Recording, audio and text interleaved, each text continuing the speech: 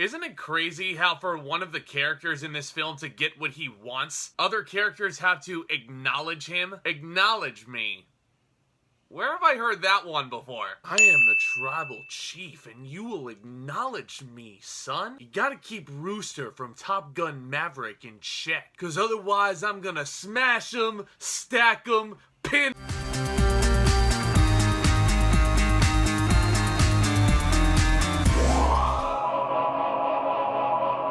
God, when did this review show turn into Roman Reigns impression hour? Spiderhead is the newest Netflix exclusive film. It just released today at the time of recording on June 17th. It stars Chris Hemsworth, Miles Teller, and Jurnee Smollet, and is directed by the one and only Joseph Kosinski. If that name sounds familiar, he did Top Gun Maverick a few weeks ago, and it's doing incredibly well in the box office right now. It's Tom Cruise's highest grossing film of his entire career. And in case you couldn't already tell, Top Gun Maverick was one of my favorite films of 2022 up to this point.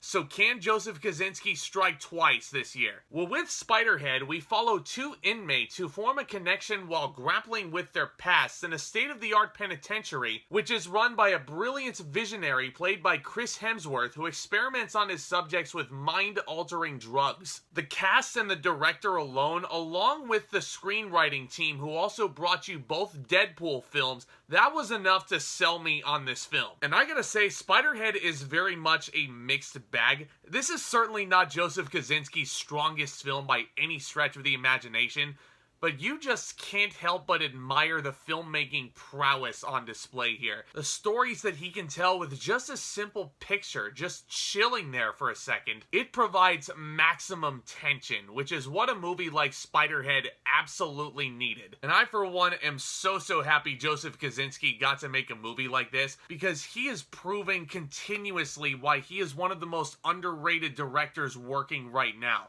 He's very versatile. He can make a biographical drama film like Only the Brave, which I've already mentioned is extremely underrated, and then he can make a high-stakes action blockbuster like Top Gun Maverick, which turned into one of the best films of 2022. I can't believe I'm saying that still.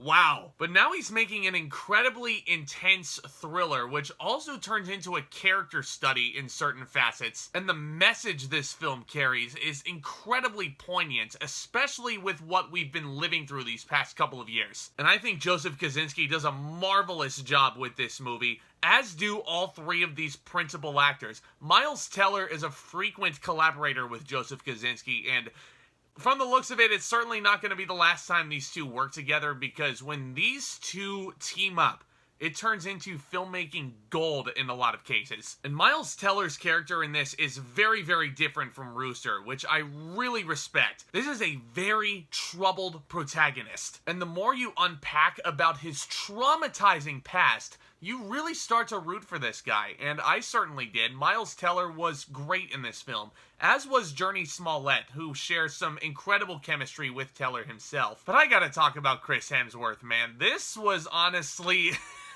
He plays a very different Steve Jobs eccentric geeky character, which is incredibly different from his Thor prototype. And I gotta say that Hemsworth embraces every second of it. His accent is perfect. His mannerisms are perfect. His song choices, his personal soundtrack for his daily life is perfect. A lot of the stuff that he's saying, especially towards the end of this film, you can certainly see his reasoning behind it. You don't necessarily root for Chris Hemsworth at any point in this film. And trust me, I'm not getting into any spoilers with this review, but the thing with Chris Hemsworth in this film is you just couldn't help but latch on to him. This is a very unpredictable character. You have no idea what this guy is up to, what he has up his sleeve, what's gonna happen next. And although the film is very unpredictable, leading to a fantastic third act, which I would put up there with the strongest endings of the year, it does lead me into my biggest issue with Spiderhead, though, which is the script. And trust me, I hate that I'm saying this right now, because this is the team that brought you both of these bad boys. Two of my favorite comic book movies to come out in the past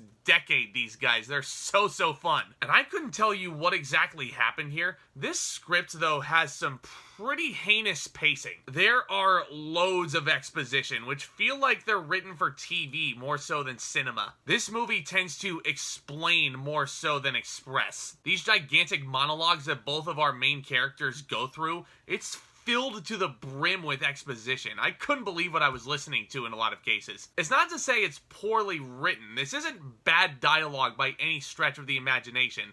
And like I said, the messages that Spiderhead carries with it are very, very poignant. But it just kind of got to a point, you know what I mean? Like, there was so much explaining that I was like, okay, I get it at this point. You don't need to go back and do a whole bunch of flash cuts to show me. I just wish that this movie placed a lot more trust in its audience. And I honestly kind of wish that there was more mystery sprinkled in through the proceedings here. Because this feels like a movie that is tailor-made for the mystery genre. Such as figuring out who's behind all this, yada yada yada. The movie pretty much flat out tells you who's behind all this through around the third way point and halfway point of the film tops. And then all the intrigue was gone. Like I said, the third act of this movie is so incredibly satisfying. But I don't know, as soon as that big plot twist and reveal happens, it feels like a lot of the mystique behind Spiderhead was gone. But overall, this is certainly not a bad way to spend an hour and 47 minutes on Netflix. I'm gonna give Spiderhead a B.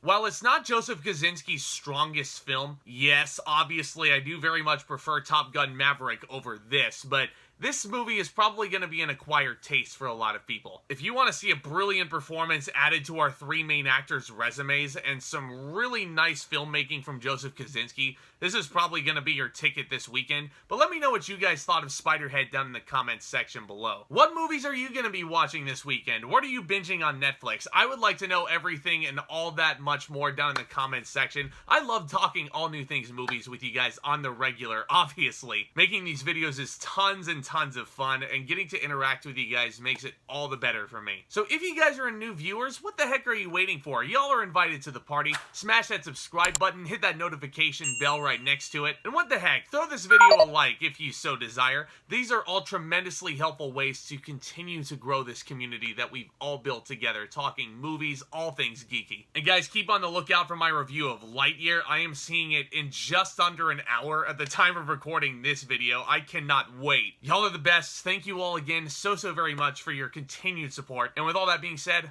back talk commence!